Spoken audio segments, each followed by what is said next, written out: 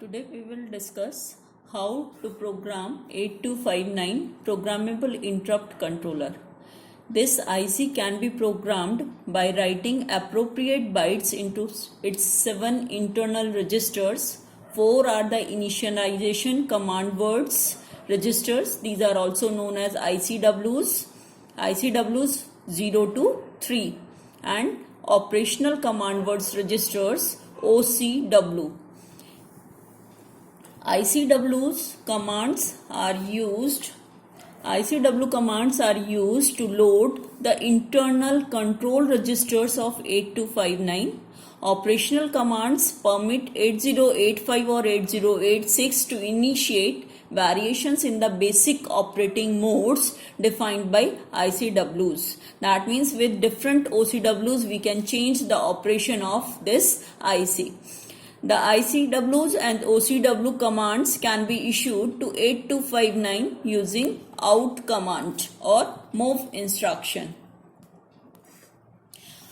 Now this how we are doing the initialization.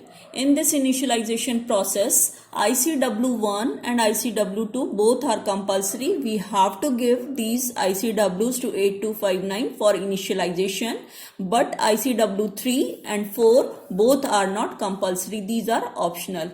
If we are using this IC in cascade mode, that means if we are checking the cascade mode, if we are using this in cascade mode, that means single bit is equal to 0. That means cascade mode we are operating, then ICW3 we have to provide. But if we are not using in cascade mode, we are using in single mode, then there is no need to provide this ICW3.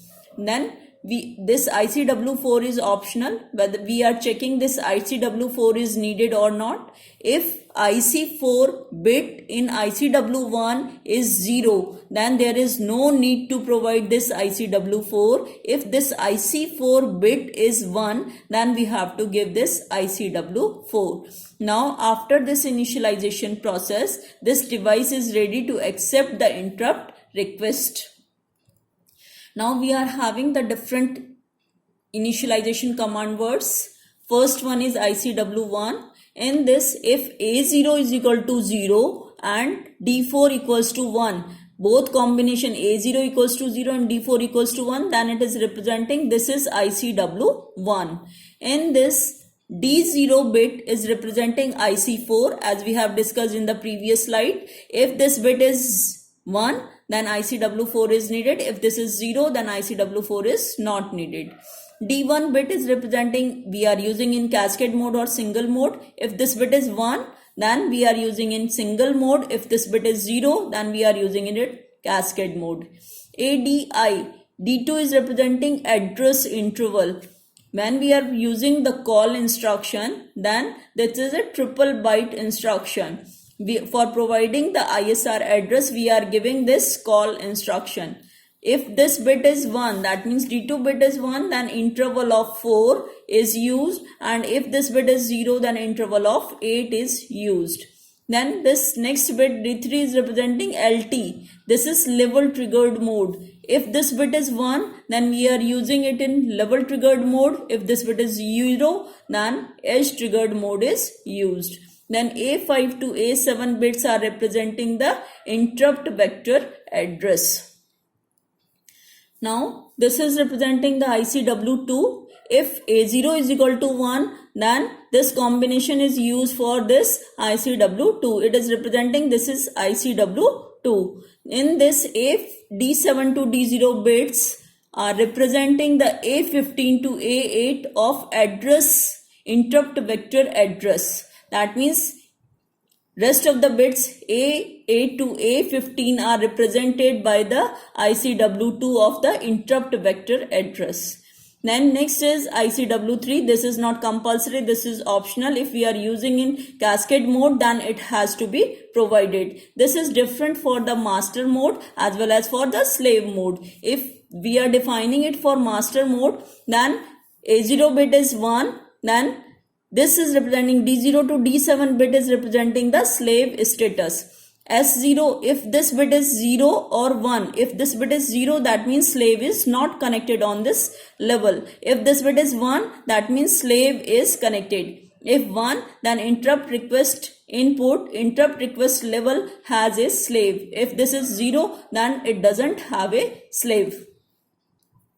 Next is for slave device, this A0 equals to 1, then this is defining D0 to D2 bits are representing the identification number on which pin of interest request level of master we have connected the slave. This, if these are 0, 0, 0, that means IR0, this is representing the interrupt request level, IR0, on the pin of IR0 we have connected a slave. This is representing the identification number. If this is 1, 1, 1, that means we have connected a slave at interrupt request level of 7 of the master.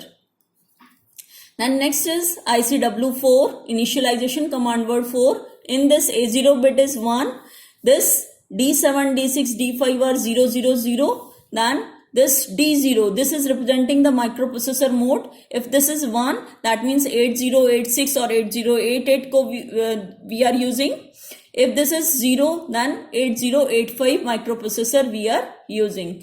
D1, next bit is, it is representing the auto, A for auto, end of interrupt command. If this bit is 1, that means auto, end of interrupt command mode, it is functioning. If that is 0, then it is normal end of interrupt command we are using. Then next is M/S, D2 bit is representing master or slave. If this is 1, that means master mode we are using. If this is 0,